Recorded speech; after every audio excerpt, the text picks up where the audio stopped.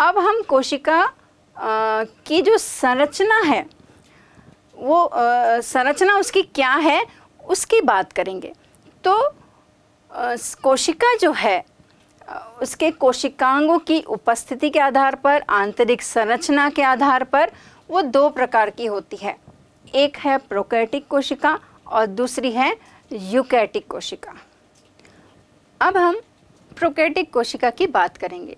Prokaryotic का meaning आप समझिए।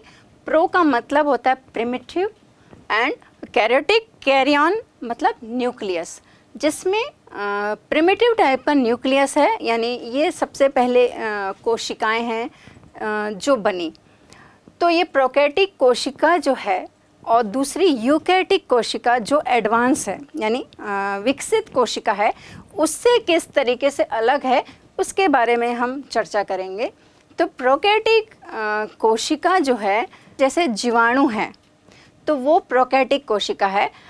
और जो प्रोकैरियोटिक कोशिका है असल में उनका जो केंद्रक झिल्ली जो होती है, वो केंद्रक झिल्ली जो है वो अनुपस्थित होती है, जिसके कारण इनका जो केंद्रकीय पदार्थ है यानी जो डीएनए है या आरएनए है और प्रोटीन है वो कोशिका द्रव्य में बिखरा रहता है, जैसे कि आप ये चित्र में देख रहे हैं।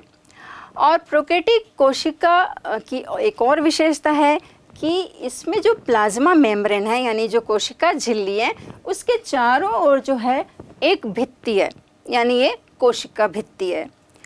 और ये कोशिका भित्ति जो है वो पौधों की कोशिका भित्ति से, क्योंकि आप जानते हैं कि पौधों में भी कोशिका भित्ति पाई जाती है, उसकी जो संरचना है वो इससे अलग है।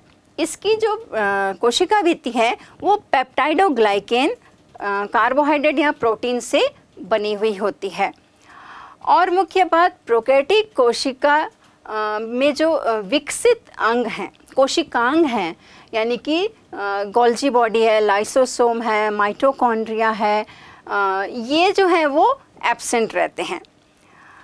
और एक और मुख्य बात, इसमें राइबोसोम तो प्रेजेंट रहता है, लेकिन जो राइबोसोम है वो इसमें 70S टाइप का होता है, 70S प्रकार का होता है। S क्या है? S जो है वो सेडिमेंटेशन रेट है। प्रोकैरियोटिक कोशिका में चलन के लिए यानी मूवमेंट के लिए जो है वो फ्लैजेला होते हैं। जैसे आप इस बैक्टीरिया में देख रहे हैं कि एक फ्लैजेला है इसमें। कोई ज़रूरी नहीं है कि एक ही फ्लैजेला हो। कुछ बैक्टीरिया ऐसे रहते हैं जिनके दोनों साइड में फ्लैजेला होते हैं, कुछ ऐसे होते हैं जिनके चारों ओर फ्लैजेला होते हैं। तो ये फ्लैजेला की सहायता से जो है वो मूवमेंट करते हैं। और एक इम्पॉर्टेंट बात, इनकी जो कोशिका झिल्ली है, जैसे आप ये कोशिका झिल्ली जो देख रहे हैं, ये जो है कहीं पर नीचे में एक उभार के रूप में यानी मीजोसोम बनाती है। और ये मीजोसोम जो है वो इनका श्वसन अंग है। इस तरीके से ये प्रोकैरियोटिक कोशिका जो है वो प्रिमिटिव टाइप की कोशिका है। और इसके उदाहरण जीवाणु, साइनोबैक्टीरिया है, माइकोप्लाज्मा है, जिसकी बात हमने पीछे की थी कि माइकोप्लाज्मा जो है सबसे छोटी कोशिका है, जिसकी साइज़ जो है 0.3 म्यू माइक्रोन होती है।